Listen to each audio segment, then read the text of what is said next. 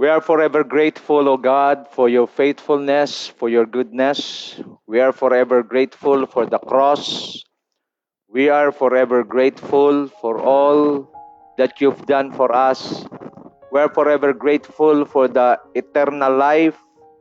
We're forever grateful for what you've done on the cross of Calvary.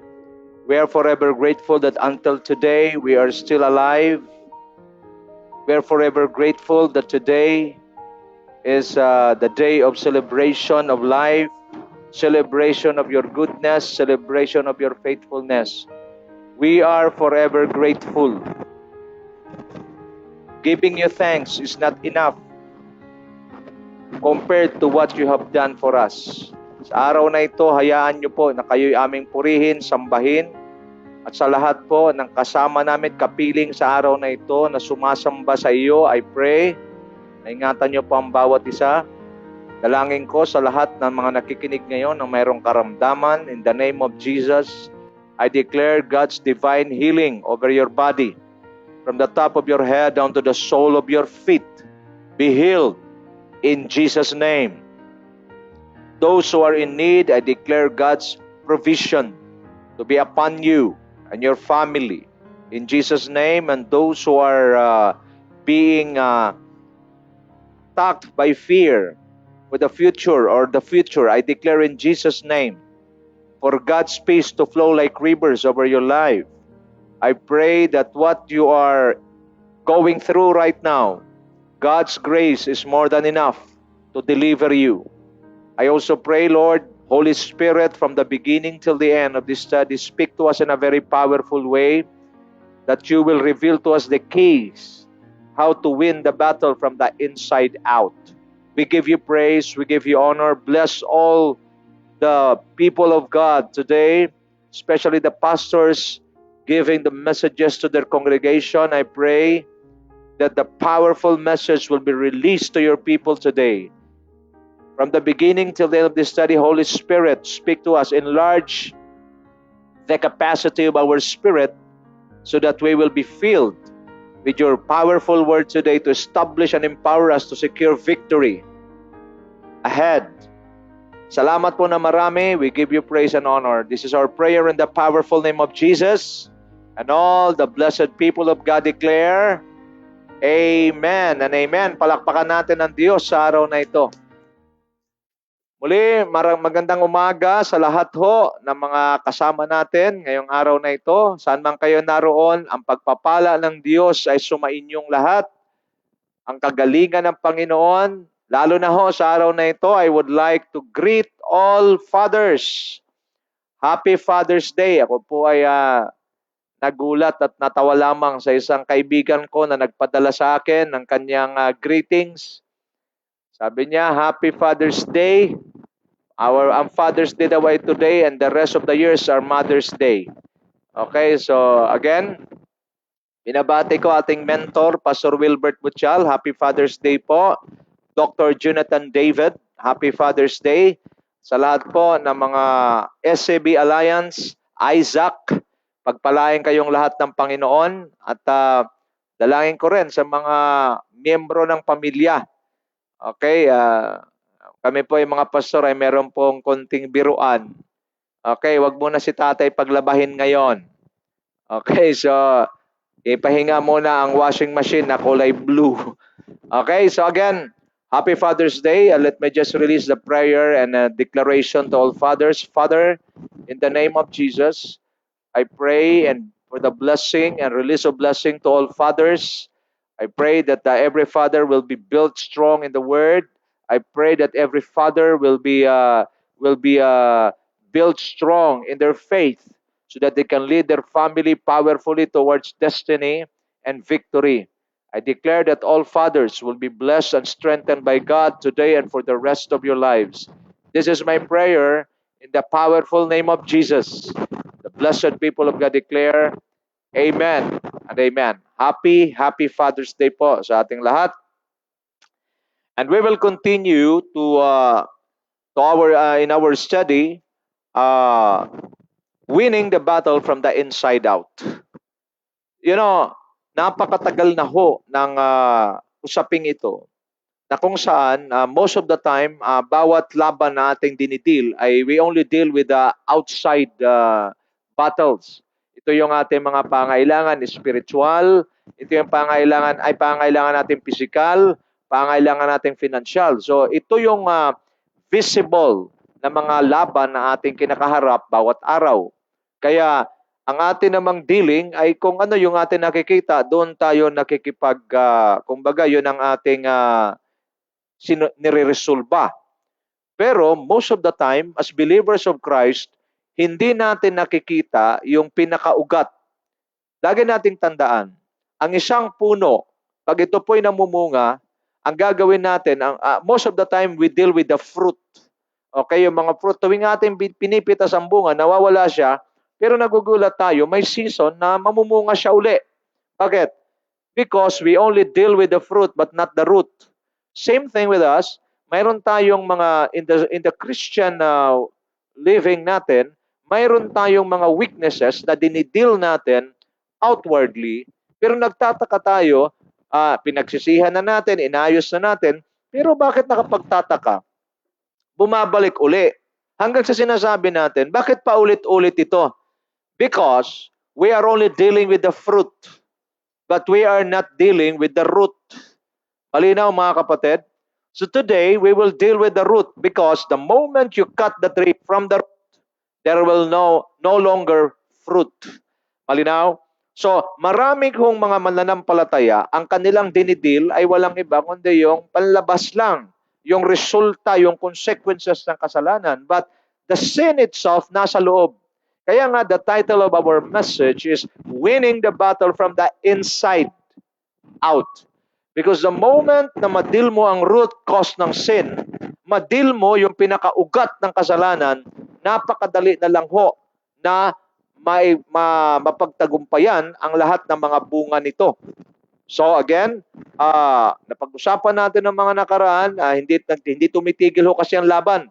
Sa physical, alam natin ang ating katawan, as we age, ito po ay pahina ng pahina. O, tinatawag din na nag-deteriorate. So ano lang ang kaya natin gawin to delay the deterioration, at habang tayo po ay nabubuhay, mabuhay na po tayo para sa Diyos. Marami pa po sa atin, iba-iba pa po ang ating ginagawa o iba-iba pa po yung ating dahilan ng ating pamumuhay. Ano bang dahilan ng existence mo? Just to work? If that's the case, sabi ni Pablo, kung ang pag-asa mo kay Kristo ay nasa sanlibutan lamang ito, ikaw nang pinakakawawang nabubuhay sa balat ng lupa. Bakit? Because the kingdom of God is not here. Dito lang tayo, iniwan ng Panginoon, pinanatili tayo ng Diyos dito para ano? Para tayo po ay magamit na i-reach out yung iba para sila naman ay makilala sa Diyos. Malinaw po mga kapatid. Pangalawang struggle natin yung finances, lalo na ho sa panahong ito.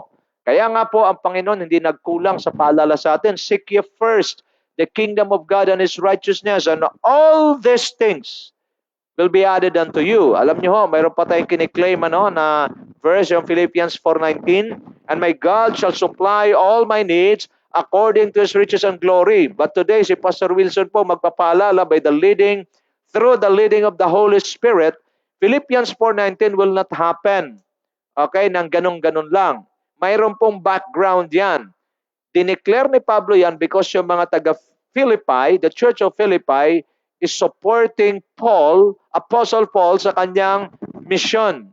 Lahat ng pinagawa sa kanya ng Diyos, the Church of Philippi was very supportive to Paul. Malinaw ho. To the extent na dineclare ni Pablo, you are my joy and my crown. Kasi kahit naroon na si Pablo sa malayo, tuloy pa rin ang kanilang support kay Pablo. That is why mula sa puso, out of a grateful heart and out of a joyful heart, nagdeclare si Pablo, you are my joy and my crown. At ang sabi niya, mayroon na ako, may na-receive na ako, pero ang sabi niya, patuloy ko itong tinatanggap para something will be added to your account.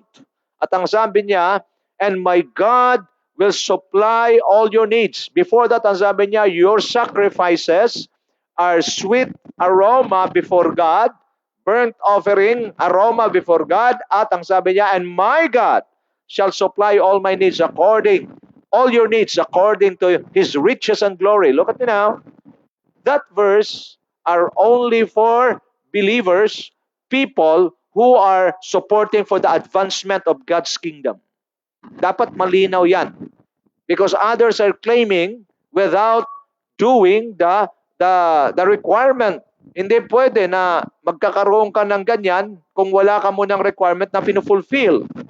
So Philippians 4:19 are for people and believers who are accurate in their support, in their supporting the advancement of God's kingdom. Kaya nga ho, itong lockdown na ito, dito natin lalong patunayan sa Diyos na tayo ay grateful sa Kanya. Gaya ng ating inaawit, I am forever grateful because everything that you have in your hands comes from God. Dito nga magkakasubukan eh.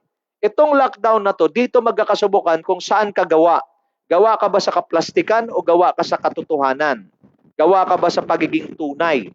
Kasi madali lang ho magbigay eh. Pag blessed tayo, tapos walang pandemic, normal yan na nagbibigay.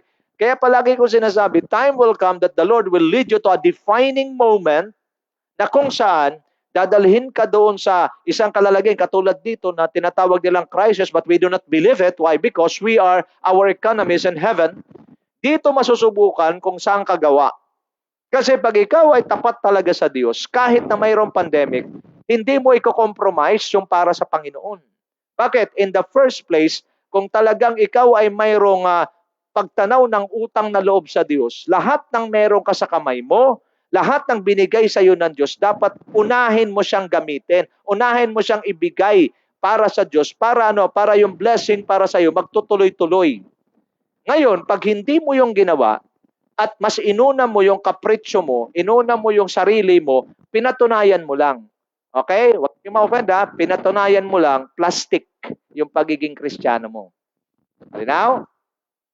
Kasi, lahat ng meron ka, pati hininga mo, pati lakas mo, pati talino mo, okay, galing sa Diyos. Ngayon, pagka hindi mo i-honor ang Panginoon, you can just imagine everything that you have belongs to God. And then mas inuna mo yung kapritsyo mo, yung sarili mo, malaki problema mo. Bakit? Because, makinig kayo mabuti ha, pagka hindi mo binabalik yung para sa Diyos, isa lang ibig sabihin, di mo siya ino-honor. Now, lahat ng blessing mo, lahat ng tatanggapin mo galing sa Diyos. Ikaw na rin ang pumutol ng cycle of blessing na ibinibigay ng Diyos para sa iyo. Naintindihan mo? Kung narinig mo ito ngayon, kapatid, ngayong umaga, ito yung intro. Okay? Maintindihan mo na hindi mo dapat puputulin yung cycle of blessing. Ikaw na rin ang pumutol, well, alangan na mga kumapektuhan, di ikaw. Malinaw. So tayo, mga kapatid, patunayan natin sa Diyos. Ito na yung challenge. Kaya nga, isang battle yan in the inside. Unahin mo ba Diyos o unahin mong kapritsyo mo? Unahin mo sarili mo? Simple lang. Common sense dictates. Anong kailangan mong gawin? Ikaw ang nagbigay sa akin ng lakas, Panginoon. Ikaw ang nagbigay sa akin ng karunungan. Ikaw ang nagdala sa akin sa tagumpay na ito. Dapat lang unahin ng Diyos. Effective na naman ang Matthew 6:33. Seek ye first. Seek ye first. First, not second, not third. First. Kingdom of God, the rulership of God, the honoring God, and His righteousness. Alam niyo ba anong righteous before God? Look at me now. When you speak about righteousness, it is doing what is right in the eyes of God and men. Ano lang ibig sabihin? What is right in the eyes of God? Honor Him. Put Him first. In everything that you receive from Him, honor Him. Linawin ko, tithes and offering. Bigay mo sa Diyos kasi galing sa Kanya lahat yan. Anong ginawa mo? Okay, you're doing it for yourself. You are the one cutting off. Okay, you cut off the cycle of blessing na binibigay sa ng Diyos. Alam niyo mga kapatid, if you want to be accurate in your service to the Lord, in following God, you cannot afford yourself to act foolishly. Malinaw? Ginawa to ng mga Israelita, tinapos sila ng Diyos. Ang Diyos hindi ho siya maramot para pakawalan at i-release ang blessing na sa atin. Pero tayong mga tao, because of our negligence and ignorance to His Word, sabi ng Panginoon sa Hosea 4:6, my people perish because lack of knowledge. God doesn't want His people to perish, but because of lack of knowledge, ignorance, and negligence to His Word, giving the flesh, hallelujah, giving the flesh, giving priority to the needs of the flesh is simply killing your spirit. So that's what happened. Malinaw? So if you want to be blessed by the Lord, especially during this pandemic, unahin mo Diyos. Ako nangangako nasasabi ko pag nagbigay ka, babalik sa iyo. Pero yan ang sinasabi ng Bible. Yan ang sinasabi ng Diyos, unahin siya. Ano sabi niya? Bring all the tithe into the storehouse so that there may be food in my house. Test me in this. Kapatid, tumingin ka sa akin. This is the best time to test God. Pandemic, everything is being affected. Sabi ng Lord, test me in this. Diyan, sabit ang marami. Because we're trying to justify ourselves. Maintindihan naman ng Diyos, hindi ka ng Diyos maintindihan. Bakit? Siyang may bigay ng lakas, siyang may bigay ng karunungan, lahat galing sa Kanya, pating hangin na hininga mo, kaya ka buhay ngayon, galing sa Kanya. Tapos hindi mo siya i-honor, you are cutting off the cycle of blessing. Get ready for the consequence that are coming. Wala sabi ko nga sa inyo, if you want to win the battle from the inside out, you have to be ready to receive strong, sharp messages. Forget yung mga pampering messages. It will not help you to become strong. Di ka i-build niyan. Lulumpuhin ka niyan.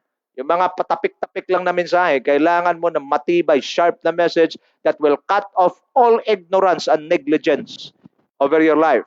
Number 3, the battle will not stop in the spirit. Why? Because the flesh, yung spirit mo at flesh naglalaban sa loob, may struggle. Pero ikaw ang determining factor. So anong kailangan mong gawin? Sinong kampihan mo sa dalawa, siyang mananalo. Kaya nga sabi ko, palagi nating unahin ang mga bagay na spiritual patungkol sa Diyos. Kung tayo man ay guided sa pamumuhay natin dapat ayon sa salita ng Diyos. Galatians 5, ano sabi? Walk with the Spirit. Walk with the Holy Spirit. Live your life according to the Spirit's leading. Para ano? Para wag mong mapagbigyan at magawa ang gusto ng laman. Why? Because the greatest enemy of all times is not the devil, it's not the world, but it is our self, the flesh. Kaya nga kung mapapansin natin, gusto ng Espiritu maglingkod sa Diyos. Ano sabi ng laman? Tulog. Gusto ng Espiritu, aral ka ng salita ng Diyos. Ano sabi ng laman? Antok ako. Gusto ng salit ng Espiritu mo na makinig ng gusto sa live streaming. Ano sabi ng laman? Marami pa tayong gagawin. Ano na lang, replay ka na lang manood. See this devil? Itong laman, pag hindi mo to matalo, ano mangyayari? Ito ang magiging contact point ng demonyo at ng mundo. Pero pag na-cut off mo to, ang ganda ng ating mensahe kahapon sa ating morning prayer, ang sabi, how lovely is your dwelling place, O God. How lovely are your dwelling places. My soul yearns and faint for the courts of the Lord. My heart and my flesh cries out for the living God. Anong ibig sabihin? Watch me now. The moment na palagi tayong lumalakad kasama ang Holy Spirit, we walk with the Spirit, we enter into God's presence, one day, masasanay ang ating laman, masasanay ang ating puso na na manatili sa presensya ng Diyos until one day our heart and our flesh will cry out for the living God. At masasabi natin, wala sa mundo ang kagalakan, kundi how lovely are your dwelling places, O God. Sabihin, mapapanatili natin ang sarili natin sa presensya ng Diyos. Pero, kawala kang salita ng Diyos, katulad nito, hindi mo to maririnig. Ano mangyayari? Madalas mo na pagbigyan ng laman mo. Your flesh, watch me now, sulat nyo to, your flesh has only one goal over your life, to drag you away from the presence of God. Ulitin ko, your flesh has only one goal, ultimate goal over your life, to drag you away from the presence of God. Now, kaya dapat wag mo yang pagbigyan. Mahirapan man yan, lilipas din yan. Ang pagbigyan mo yung spirito mo na makiisa at lumakad kasama ng Holy Spirit. Para ano? Because the moment you walk with the Holy Spirit, you are walking in victory, you are walking in the highway of holiness, you are walking with power because the Holy Spirit is God Himself. You will be empowered by the Lord. Watch me now. When Enoch, sabi, 300 years, 365 years, nabuhay si Enoch, lumakad siya kasama ang Diyos. Watch me. Enoch walked with God. Anong ibig sabihin? Walking with God is nurturing your relationship with Him, eating and nurturing intimacy with Him. Ano nangyari? Sa sobrang close at intimate ni Enoch sa Diyos, hindi na ang Diyos nakapagtiis na hintayin pang mamatay si Enoch. Kinuha niya na. Ano ibig sabihin? God will take you, God will you sa sobrang intimacy with God. Ano nangyayari? Hindi na ang Diyos naghintay na mamatay pa si Enoch. Kinuha niya na agad. Hindi kinuha para pahirapan, kundi kinuha kasi ang gusto ng Diyos, ayaw na ng Panginoon na dito sila mag-spend ng eternity sa mundo. Anong ginawa ng Lord? Dito ka na. Because you are walking with me, then in eternity, let us be together. Tingnan niyo ako mabuti. The moment you learn how to walk with God in the Spirit, you will experience heaven on earth. Tandaan niyo, heaven becomes heaven because of God. And when you walk with God, you will, totoo yung prayer niya in the Lord's Prayer, let your kingdom come, let your will be done on earth as it is in heaven. People who walk with the Spirit, they will experience heaven on earth. They will live under an open heaven. See the difference? But this flesh, you have to defeat first, winning the battle from the inside out. So let us continue how to overcome the flesh. Okay? Magsulat po kayo. Kasi napakalaga nito, how to overcome the flesh. Paano to? Napag-aralan natin, number 1, total submission of our will to the will of God.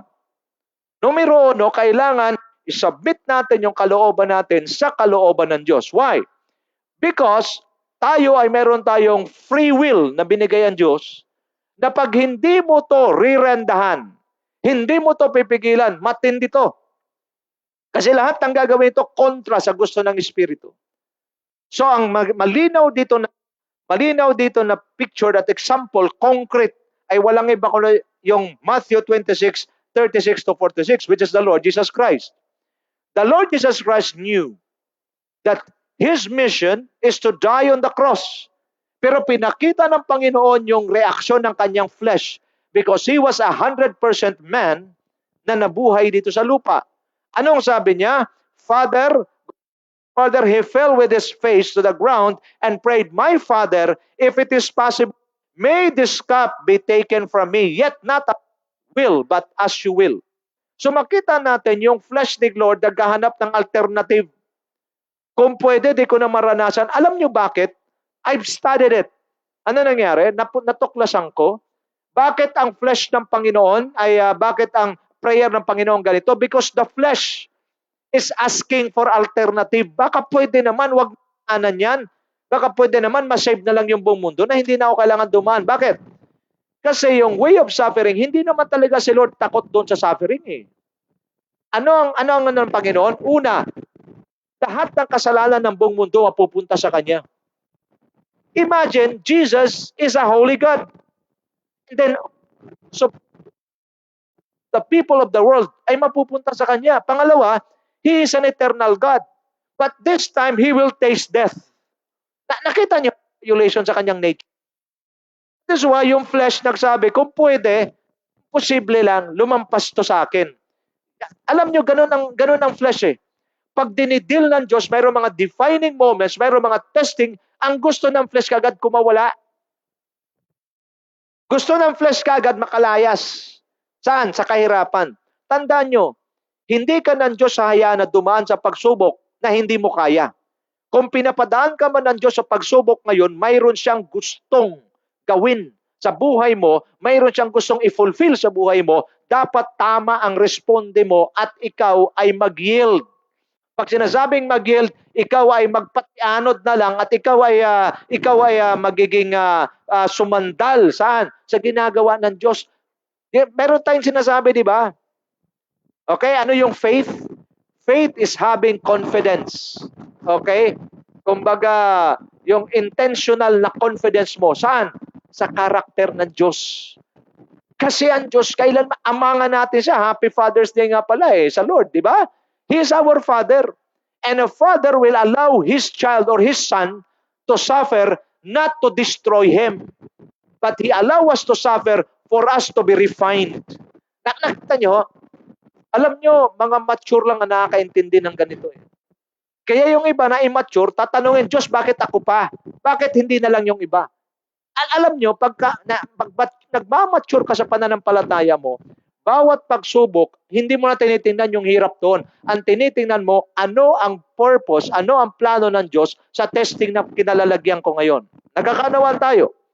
So dito makikita natin, the first victory na ginawa ng Panginoon, makinig kayo mabuti, ay hindi sa cross. O maybe, Pastor, di ba yung cross yun yung victory ng Panginoon? Madalas sa mga messages natin, preachings natin na naririnig, ang alam natin yung victory na sa cross. True. But the cross is the seal of God's victory. The seal of Christ's victory. Saan nangyari ang unang victory? Sa Gethsemane. Paano mo masabi? Nung sinorender na ni Lord Jesus Christ yung will, yung flesh, yung gusto ng flesh, yung will niya, inalign niya at sinorender sa will ng God, doon nangyari ang victory. Malinaw? So sa ating mga mananampalataya, the moment na ikaw, na nasurrender mo na yung will mo sa will ng Lord, at yung flesh mo na deny mo na, at yung flesh mo hindi mo na pinagbibigyan, kundi lumalakad ka na sa Spirit, then you are already victorious. Malinaw?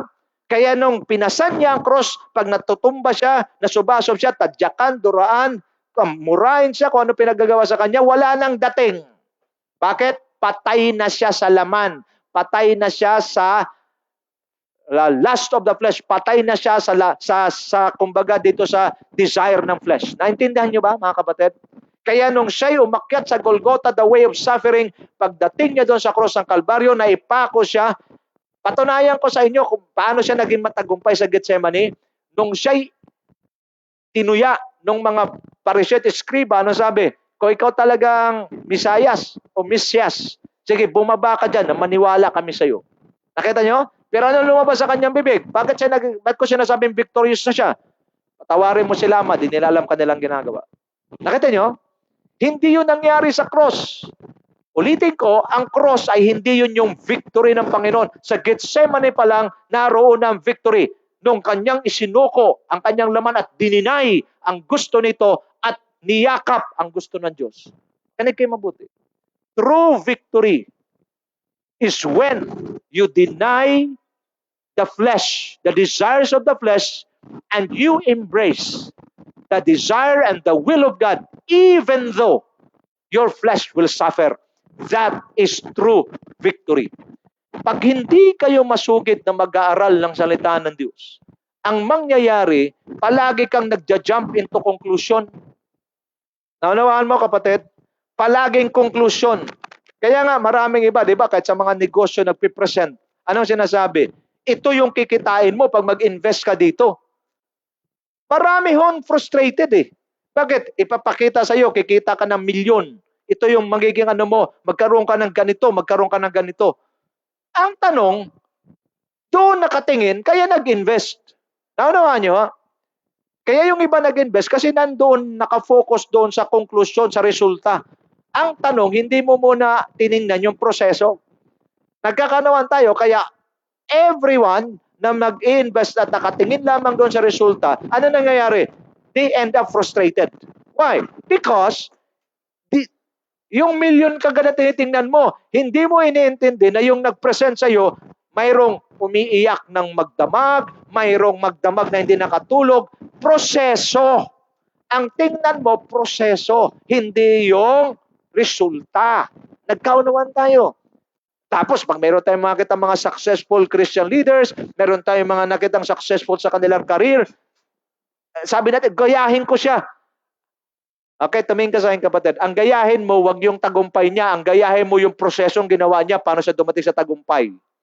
Halinaw. Same thing with the Lord Jesus Christ. Wag natin tingnan, nasa cross. Victory siya sa cross. No, ang victory nandun siya sa Gethsemane.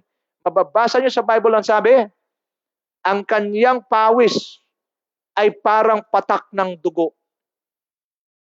Yan ang sinasabi. Malinaw na? Yung Hebrews chapter 12, hindi pa umabot sa pagdanak ng iyong dugo, sa pagtigis ng iyong dugo, ang pagkikipaglaban mo sa kasalanan. It is a very intense battle ang kinaharap ng Panginoon doon sa Gethsemane. But again, paano si Lord nanalo? Watch me now. Paano siya nanalo? Nung kanyang dinesisyonan na isuko ang kanyang kalooban, i-deny ang gusto ng flesh at yakapin ang gusto ng Ama kahit na mahirapan ang kanyang katawan. So ano nangyari? Nung ito'y kanyang niyakap, anong ginawa ng God the Father? He grant him the victory, at nung siya'y naroon na sa actual na labanan, actual battle, ano nangyayari? The grace of God, the goodness of God, the power of God had been released to him to overcome, hanggang sa umabot siya sa cross ng Kalbaryo, na kahit siya'y tinuya, kahit siya'y walang kasalanan, subalit tinuya, kahit naroon sa cross, ano sabi niya? Father, forgive them, for they do not know what they're doing. So anong ibig sabihin? Nagsisimula ang tagumpay sa oras na ating i-deny at natutunan nating i-deny ang gusto ng ating laman, at ating simulang yakapin at ipasailalim ang ating kalooban sa kalooban ng Diyos. Watch me now. There are times that you will not understand what God is doing, but we are intentionally putting our confidence to the character of God. Malinaw? So, anong ginawa ng Panginoon? Una, we should learn how to totally submit our will to the will of God. Pangalawa, temporary isolation from the world to fulfill God's agenda over our lives. Itong example nga, itong lockdown na ito. Kaya nga, palagi kong dinidiinan ng pansin. Dinidiinan ko palagi ito ng punto na itong lockdown na ito, itong ating nararanasan na almost 16 months of lockdown. Makinig ka sa akin mabuti. May layunin ng Diyos dito. Una, dun sa tinuro ni Pastor Wilbert, ang sabi, the purpose, the main purpose of God, ang sabi sa Acts 17:30, God overlooked our ignorance before. But now He is calling every person everywhere to repent before God. Ano ibig sabihin? Kung dati hindi tayo nagiging seryoso sa ating paglilingkod sa Diyos, kung dati pawarde-warde lang tayo, Kristiyanong walang pakialam, Kristiyanong hindi mo malaman, sala sa init, sala sa lamig. Pero itong lockdown na ito, I want you to know, this isolation na ginawa sa atin ng Panginoon, you have to be careful. Careful of what? Careful of enlarging the capacity of your spirit to receive the messages, to receive the message for this season. Because the moment you miss, palagi ko sinasabi, the moment you miss to receive the grace and the word for the season, you will be a casualty for the coming battles, na kung saan itong natatanggap ninyong mga salita ngayon, mga salita ng Diyos, kalakip ang grasya ng Diyos, ito ang mag-i-empower sa iyo at mag-i-establish sa iyo to secure your victory to the upcoming or sa mga greater battles ahead. If you miss to receive the word, negligent ka pa rin, ignorante ka pa rin, ikaw na rin ang nagtatak ng sarili mo para magiging biktima sa mga darating pang mga labanan na naghihintay sa atin sa mga darating na panahon. Malinaw? So the isolation, anong purpose nito? Una, isolation results to a realization of our present position and condition before God. Ulitin ko, what's the purpose of temporary isolation, it results to a realization of what? Our present position and condition before God. Wala kayo napupuna? Nung nagkaroon ng lockdown, ano nangyari? Nakita mo yung sarili mo. Kala mo malakas ka na. Pero nung gathering, alam nyo sa amin sa Ambassadors for Christ, simula nung March 2020, wala nang gathering hanggang ngayon. But the people are being built with by the Word of God, and we were able to reach other people. Why? Because dito papatunayan natin. Kasi maraming mga Kristiyano, buhay pag nasa church, patay paglabas ng church. Di mo maintindihan, naroon bang kapangyarihan sa church? Wala, nasa Lord. At pinapatunayan ng Diyos that God is everywhere. He is omnipresent. Kaya sinisira ng Diyos yung ating maling paniniwala, religious mindset. Na nasa church, pag nasa church ako, blessed na blessed. Marami nagsasabi sa akin yan, alam niyo, Pastor, pag nasa church ako, Pastor, ang saya-saya ko. Blessed na blessed ako. Pag uwi ko sa bahay, nandun ang asawa ko, naku, hindi na naman ako. Happy Father's Day. Okay? Nagets nyo? Mapa sa church ka, sa trabaho, sa bus, sa jeep, kung saan ka naroon, tandaan mo mabuti, kapatid. Presente ang Diyos. Kaya ito, sinara ng Diyos ang church para ano? I'll be strong in my message today. Bakit sinara? Para ipaunawa sa ating mga makikitid na kaisipan. Na ano? Wala lang siya sa church. Ang Diyos ay nasa lahat ng bagay, kahit sa defining moment mo, kahit naroon ka sa mahirap na kalalagay, kasama mo ang Diyos. Dapat God-conscious ka. Hindi ka church-conscious, God-conscious. Okay, sinaranan ng Diyos ang church. Paano ngayon? Tingnan nyo, kinokorek ng Diyos ang alin yung mali nating paniniwala. Tingnan nyo, pag sa church ka lang, isinara ang church ngayon, di patay ka na rin. Nakita nyo? Pinapakita ng Diyos, wala anak sa church, nasa akin. Kaya nga, you have to be God-conscious wherever you are. Itong isolation na to, ini-increase ng Panginoon yung ating God-consciousness. Ibig sabihin, narito ka nandoon ka sa isang lugar at alam mo na marami daw infected dyan, you have to be God-conscious, then you're protected. Malinaw? Yung may mga pangailangan ka, God-conscious ka, alam mo that God is your Father, He will provide. Nakakita nyo, ang daming inayos ang Diyos. Marami naman mga kabataan, wala nang ginagawa.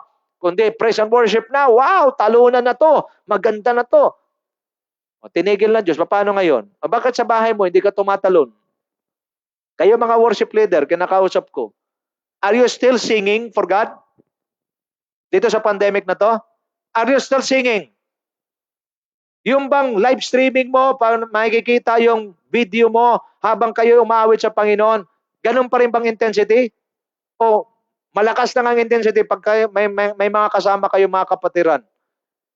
You have to deal with this.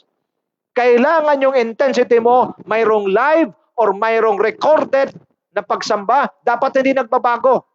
Dapat na ngayon, patunayan mo sa Diyos, Lord, kahit walang mga tao akong nililid, ito, kakanta ko ng matindi. Bakit? Hindi dahil sa kanila, kundi para sa iyo. Now look at me now, this lockdown, God allowed this lockdown to happen to point us all to Him. God and God alone. I love that song, In Christ Alone. Okay?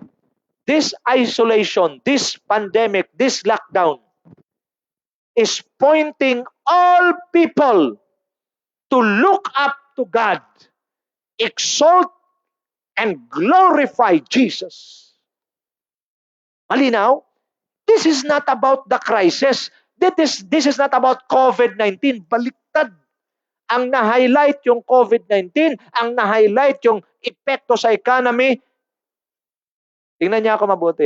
Mayroon akong kaibigan pastor ito, sabi niya. Tingnan niya ako mabuti. What is the difference between the facts and the truth?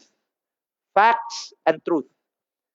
Ang fact, may COVID-19. Ang fact, naapekto ng economy. That's the fact. But the truth is, our God is powerful and He is able to turn the table, to turn the favor towards us. The truth is, God is able and capable to bless us even in the midst of this crisis. God is able and capable to protect us against the infection of COVID-19. The fact there is a COVID-19, there is a virus, there is a pandemic going on. The truth is our God is greater. Greater is He who is in us than the devil who is in the world. That's the truth. Saan ka ngayon mag-dwell? Sa fact or sa truth? Malinaw. The fact is the current events. The truth is the truth lives forever. The truth always prevails. Kaya nga maintindihan ninyo ito. This pandemic is pointing all people towards God and giving us the message that He is all we need. Malinaw? Malinaw ba, mga kapatid? Eh, ang problema, ang na-highlight yung COVID-19. Ano na-highlight? Yung mga bagay sa libutan. Hindi sila ang highlight. Hindi talaga sila ang pinaka-highlight kung bakit ng Diyos to inalaw. Ang pinaka-highlight, God is pointing every person, believers or not, to look up to God. Okay? I look up my eyes to the hills. Where does my help comes from? My help comes from the Lord, the maker of heavens and the earth. Ito ang gusto ng Diyos matutunan natin. In Christ alone. Sabi ng awitin, I put my trust and find my glory in the power of the cross. In the cross, all sicknesses, all our needs were met already. All sicknesses were healed already. In Christ alone, I place my trust and find my glory in the power of the cross, in every victory. Let it be said of me, my source of strength, my source of hope is Christ alone. This is the main purpose why God allowed this lockdown to happen. Pag nakatuto ka sa maling tinitingnan, ano mangyayari? Yan ang namamagnify. That is why nakatutok lang sa COVID-19, nagmagnify ang COVID-19. Tingnan niyo ako mabuti. Ano pa? Nakatutok ka sa crisis, nagmagnify ang crisis. Ngayon, ang sabi ng Hebrews chapter 12 verse 2, fix your eyes on Jesus, the author and the finisher of our faith. Anong kailangan mong gawin? Tumuto ka kay Kristo, lalaki ng lalaki. Jesus will be magnified because greater is He in you, Jesus, than the devil, than the COVID-19, than anything in this world. What will happen? Yes, the fact you are on earth, but the truth, you are seated with Christ in the heavenly realms, victorious. Amen? Palakpakan natin ng Tara. Hallelujah. So pinapakita sa atin ng Diyos kung anong lagay mo, anong posisyon mo, anong kondisyon mo. That is why you cannot afford to act foolishly. You cannot afford to act, okay, na ignorant pa rin. Hindi po pwede. Gusto ko sabihin sa iyo, kapatid, you are living in a critical season. Napaka-critical ng season na ito. At huwag ka mag-act foolishly. Dalhin mo ang sarili mo sa presensya ng Diyos. I-expose mo ang sarili mo sa presensya ng Diyos para makita mo ang tunay mong kondisyon at posisyon. Para makapag-adjust ka. Kasi pag hindi mo to gagawin, mananatili ka dyan sa facts na kung saan lalamunin ka ng problema at kung ano-ano pang gawa ng mundong ito. Pero the moment you decide, Lord, I want to enter into your presence, I want to expose myself. Search me, O God, and know my heart today. See if there are wicked ways in me. Ano mangyayari? Then the Lord will expose you. Ano mangyayari? Then transformation happens only in the presence of God, not in the world.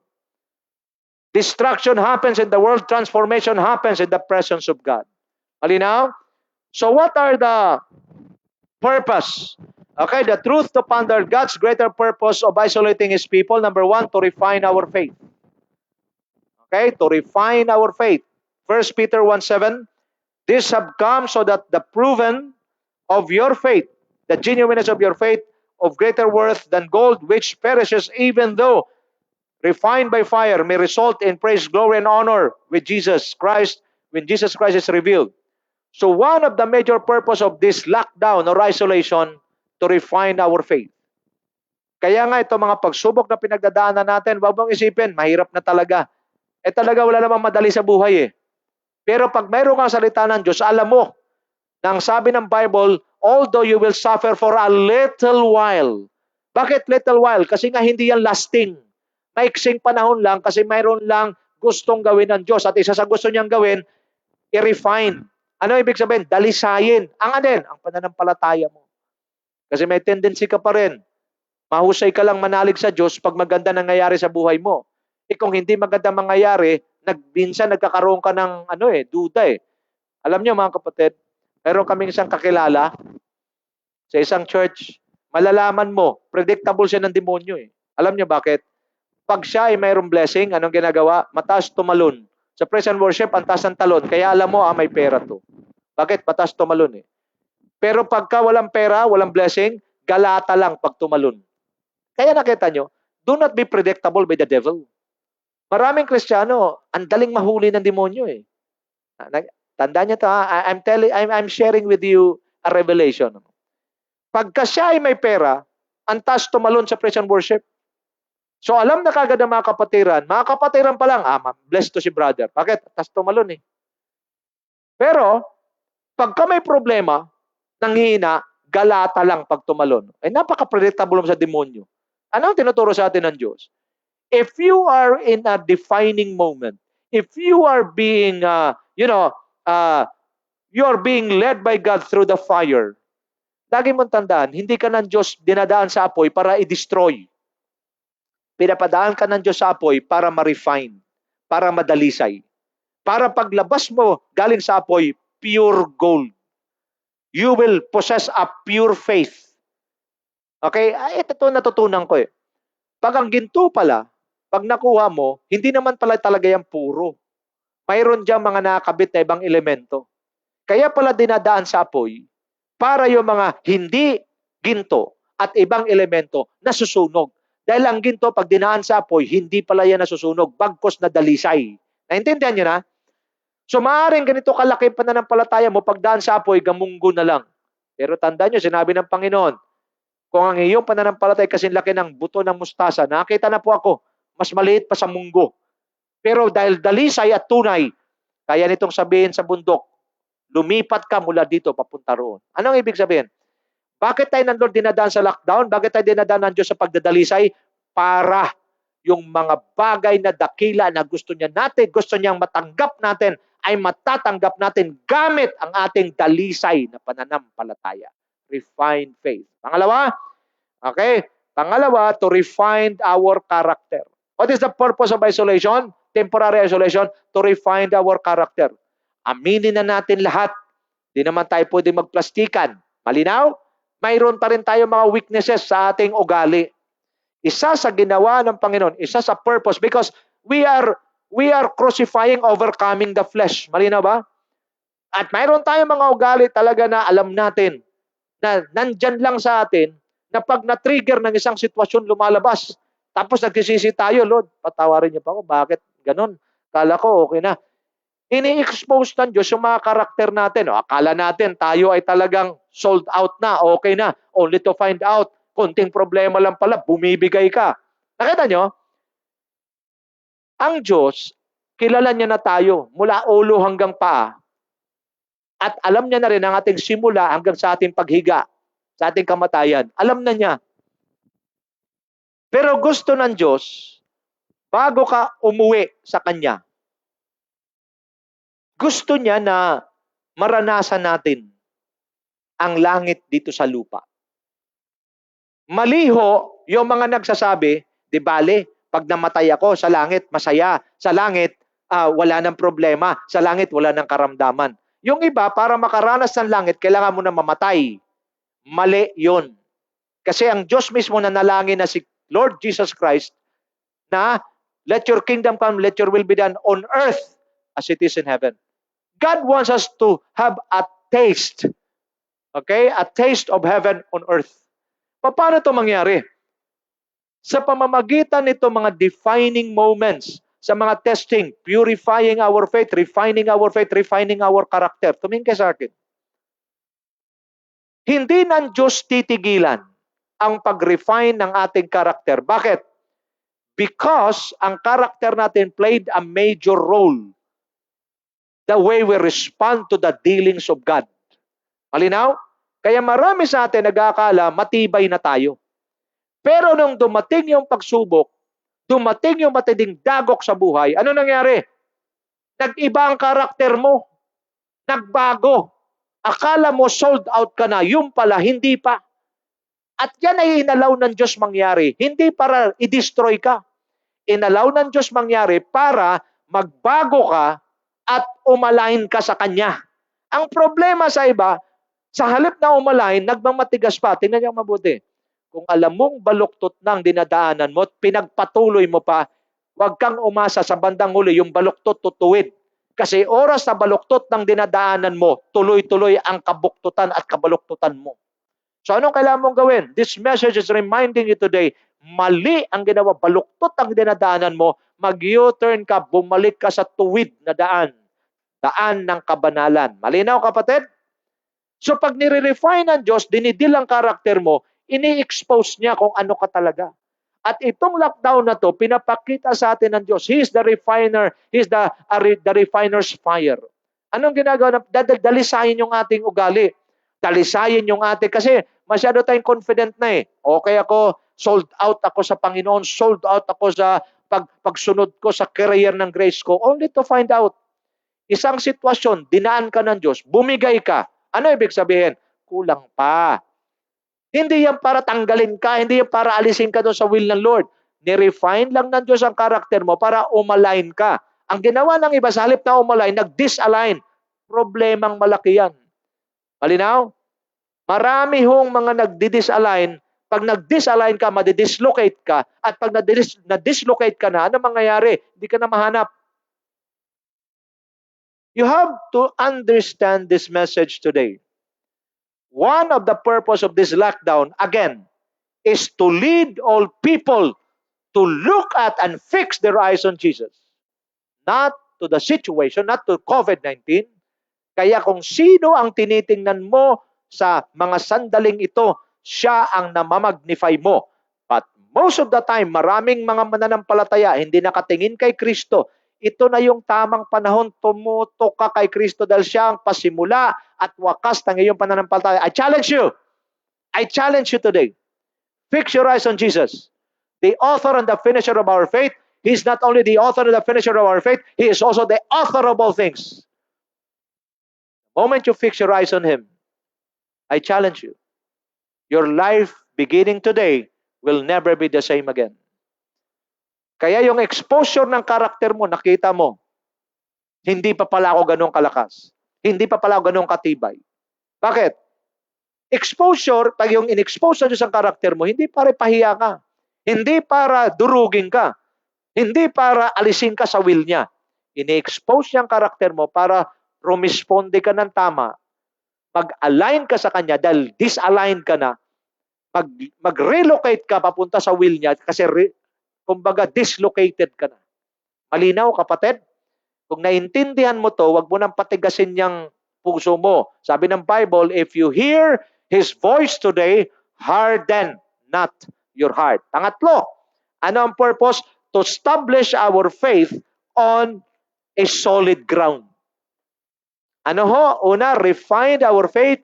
Pangalawa, refine our character. Pangatlo, to establish our faith on a solid ground. John 16:33. Ang sabi ng Panginoong Jesus, I have told you these things so that in me you may have peace. Ano sabi niya? In this world you will have trouble, but take heart, I have overcome the world. Look at me now. Ang purpose, isa sa purpose ng temporary isolation or lockdown na ginawa sa atin ng Panginoon is for us to learn how to establish our faith on a solid ground. Why? Because siya na mismo ang nag-prophesy. Siya mismo ang nagsabi. Pinapauna ko na sa inyo para sa akin. Ha? Ang nakikita natin kasi, in this world you will have trouble. Huwag yun ang tingnan mo. Ang tingnan mo, sabi niya, pinauna ko to para sa akin magkaroon kayo ng kapayapaan.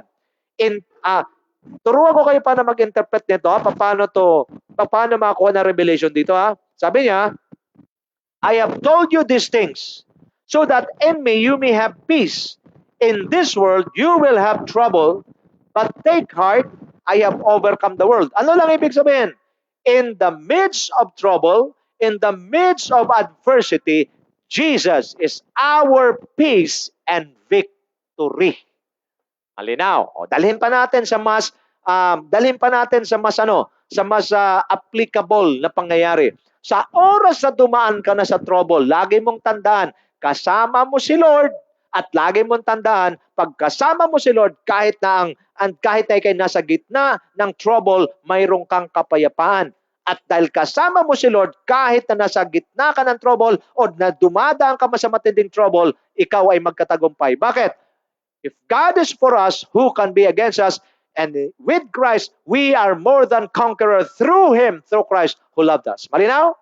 Sabi sa Psalms 23 verse 4, even though I walk to the valley of the shadow of death, I will fear no evil, for you are with me.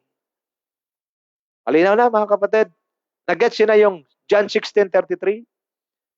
Sinasabi ko to sa inyo para sa akin magkakaroon kayo ng kapayapaan. Sa mundong ito, mayroon kayong mga kapighatian. Nakita nyo na? Magaling ang Diyos magturo. Inuuna niya muna yung paalala para mayroon tayong kapayapaan sa Kanya. At sa Kanya sinasabi yung realidad, yung facts. Na ano? Yung katotohanan na mayroon tayong pagdadaan ng kapighatian dito sa mundo. Kaya pag tayo dumarating na sa ganito mga pagkakataon, hindi na tayo mag-iinarte. Hindi na tayo magkasabing, bakit ito nangyari? Bakit kailangan namin makaranas ng ganito? Hindi na. Bakit? Payapa na tayo kay Kristo. Na ano? Pagdaan natin sa pandemic, pagdaan natin sa kung ano-ano pa bang darating sa mga susunod na panahon, alam na natin, mayroon tayong kapayapaan kay Kristo, mayroon tayong kalakasan. Bakit? Isa lang ang sasabihin mo, lakasan mo lang ang loob mo. Bakit? Napagtagumpayan niya na ito. COVID-19, napagtagumpayan na ng Panginoon. Ikasama mo ang Panginoon, mapagtagumpayan mo rin. Crisis, napagtagumpayan na ng Panginoon. Kung kasama mo ang Panginoon, you will rise above this crisis. Malinaw na? This is what the purposes of God, why He allowed this pandemic, this temporary isolation or lockdown, mangyari sa atin. Because He is now establishing our faith on solid ground. The solid ground is none other than the Lord Jesus Christ. Kaya sabi niya, I have told you these things ahead, so that you will have peace in me. In the midst of trouble or in times of trouble, we can experience peace, not from the world, but from God. My peace I give unto you. It's the peace that the world cannot give. Do not be anxious about anything, but in everything give thanks. And the peace of God, which passeth all human understanding. Tingnan niyo mabuti. Magtataka ang sanlibutan. Bakit? Dahil sa tindi ng mga mangyayari na kapighatian sa mundo, makikita nila mga Kristiyano, mayroong kapayapaan na lagpas sa kaunawaan ng tao. Ang kapayapaang ito ay hindi galing sa mundo at hindi kayang ibigay ng mundo. Ang kaya lang magbigay nito ay walang iba kundi si Kristo. Isaiah 9:6, because Jesus is the Prince of Peace. Nakita niyo? This is how God established our faith on solid ground. Ano pa? Let us see an example. Apostle Paul, he was isolated in Arabia after he encountered the Lord. Galatians 1:11-24, bear with me. I want you to know, brothers and sisters, that the gospel I preach is not of human origin. I did not receive it from any man, nor was I taught it. Rather, I received it by revelation from Jesus Christ. For you have heard of my previous way of life in Judaism, how intensely I persecuted the church of God and tried to destroy it. I was advancing in Judaism beyond many of my own and among my people, and was extremely zealous for the traditions of my father. But when God, who set me apart from my mother's womb and called me by His grace, was pleased to reveal His Son in me, so that I might preach Him among the Gentiles, my immediate response was not to consult any human being. I did not go up to Jerusalem to see those who were apostles before I was, but I went into Arabia, later, I returned to Damascus. Then after 3 years, I went up to Jerusalem to get acquainted with Cephas and stayed with him 15 days. I saw none of the other apostles, only James, the Lord's brother. I assure you before God that what I am writing to you is no lie. Then I went to Syria and Cilicia. I was personally unknown to the churches of Judea that are in Christ. They only heard the report. The man was formerly persecuted, who formerly persecuted us, is now preaching the faith he once tried to destroy. And they praise God because of me. Now, tingnan natin to. Isolation is God's way to prepare us for the assignment that He had for us. Itong temporary lockdown na meron tayo, isa sa layunin nito ay ihanda tayo. Saan? Sa assignment na gustong ipagawa sa atin ng Diyos. Kaya tayo kinakargahan ng Panginoon ng mga katotohanan for almost 16 months. Ano lang ang purpose? Para ihanda tayo sa mga bagay, dakilang bagay na Kanyang ipapagawa sa atin. Kaya uulitin ko, pag na-miss mo or hindi mo natanggap dahil sa kaignorantihan at sa iyong kapabayaan, ang mga salita ng Diyos at ang biyaya o grasya ng Diyos na gusto niyang ibigay sa iyo sa loob ng 16 months. Una, hindi ka makakasama. Saan? At hindi ng Diyos may bibigay at may pagkaloob sa iyo yung assignment na napakaganda na maging kabahagi ka sa pag-advance ng kingdom. Pangalawa, tiyak na casualty ka sa mga susunod na labanan na naghihintay. Akala niyo itong COVID-19 matindi? Totoo, matindi to, pero mas may mga matitindi pang darating. It had been prophesied already in Matthew 24. Nakikiusap ako sa iyo mga kapatid, sa inyo mga kapatid. You better change now. Not later, not after this message, but now. Because pag hindi mo matanggap ang salita ng Diyos at patuloy mong nire-reject, hindi lang salita ng Diyos ang nire-reject mo, buhay yan, nire-reject mo buhay, pati grasya. At wala kang grasya, tiniyak mo na ang disgrasya sa buhay mo. Malinaw? I am not threatening you. I am simply preaching to you the truth. You shall know the truth, and the truth will set you free. So ano ang purpose ng isolation? Temporary isolation. I-prepare tayo. God in His infinite wisdom already chosen Paul to be an apostle to the Gentiles. Si Pablo, although siya ay persecutor, si Pablo, although na siya ay murderer, pinatay niya at pinapapatay niya ang mga nanampalataya kay Kristo. Pero sa infinite, sa makapangyarihan, dakilang kaisipan ng Diyos, pinili niya na si Pablo para magiging apostol sa mga hintil, katulad natin. What's the revelation? God temporarily isolated Paul to be discipled and trained by the Lord Jesus Christ Himself. In-isolate ni Lord si Pablo sa Arabia ng 3 taon. Personally discipled by the Lord Jesus Christ. Nakita niyo mga kapatid? Ano naging resulta? Tingnan niyo mabuti ha. Dahil tama ang responde ni Pablo. Number 1, Philippians 1:21. Anong sabi? For me to live is Christ and to die is gain. Nakita niyo na resulta? Pag tama ang responde mo sa temporary isolation o lockdown na ito, you will understand the reason of your existence. You will surely understand the reason of your life. Ano sabi lang ni Pablo? Dati persecutor siya, pinapatay niya at pinapapatay niya yung mga sumampalatay kay Kristo. Ngayon, baliktad na. Siya na ngayon ang preacher ng Panginoong Jesucristo. Siya na ngayon ang nagpipreach ng resurrection at kamatayan ni Kristo sa krus ng Kalbaryo. And this time, nakita niya na ang reason ng kanyang existence. Hindi pala maging kalaban ng Diyos, mamuhay sa kamangmangan, kundi, ano sabi niya? Ang mabuhay ay si Kristo. Ang mamatay, pakinabang. Kamot ang demonyo kay Pablo. Bakit? Kung mabuhay, mabuhay para kay Kristo. Kung mamatay, pakinabang. Iniwanan ng demonyo si Pablo. Nagets nyo? The moment itong isolation na to maintindihan mo at ma-receive mo yung fresh word at grace sa season na ito. Kasama ka sa makakatanggap ng assignment mo sa Panginoon, or strongly and accurately connected ka sa career ng grace mo, kasama ka, natutupad, nagpo-fulfill ng mandate at assignment ng grace career mo.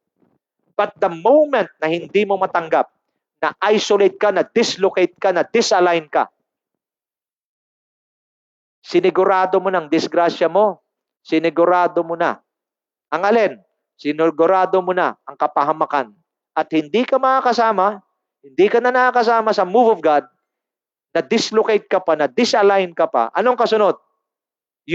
Sinigurado mong casualty ka sa mga susunod pang mga hamon at labanan sa buhay na ito.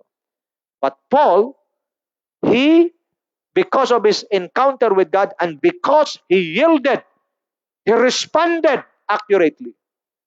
Kinig ka sa akin. Tama ang kanyang sagot. Nakita niya na ang mabuhay pala ay para kay Kristo.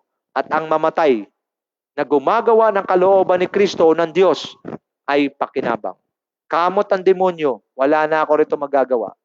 I declare in Jesus' name, in this lockdown, 16 months nang tumatakbo, natanggap ninyo ang salita ng Diyos, kasama ang biyaya ng Diyos, hanggang isang araw, madideclare din natin to. For us, to live is Christ, and to die is gain. Kakamot ang demonyo at wala siyang choice kundi layasan ka.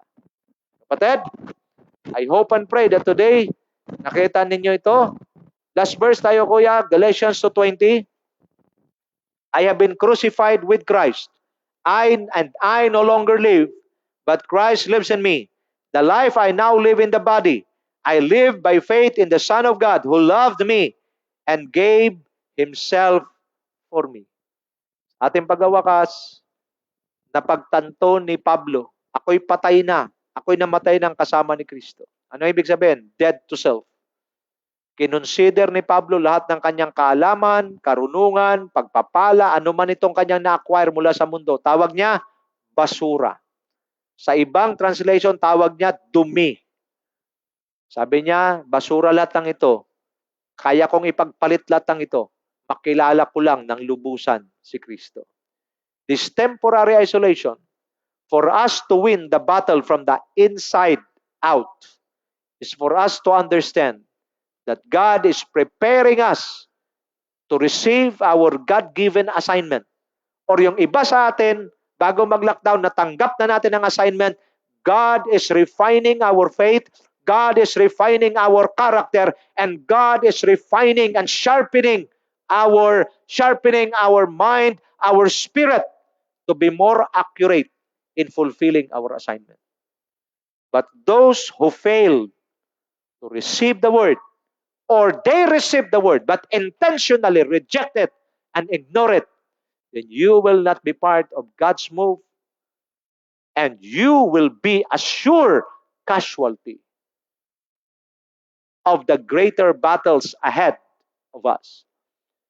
Why God allow you to hear this message today? Para ipakita sa iyo ang tunay mong kondisyon at posisyon sa harapan ng Diyos.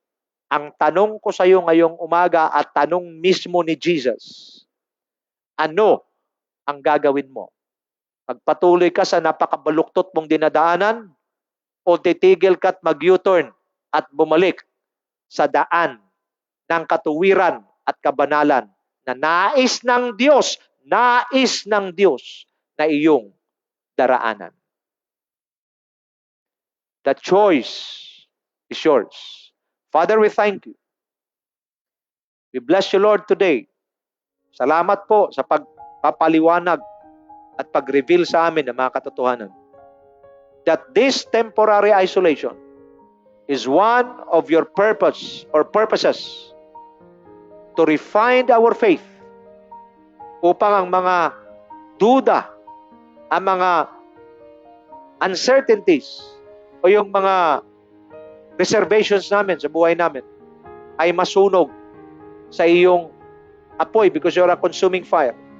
Until one day, as you refine our faith, we will come out from fire as a pure gold, possessing a pure faith, that will enable to command a mountain, move from here to there, and it will be done because what we are possessing is a genuine faith.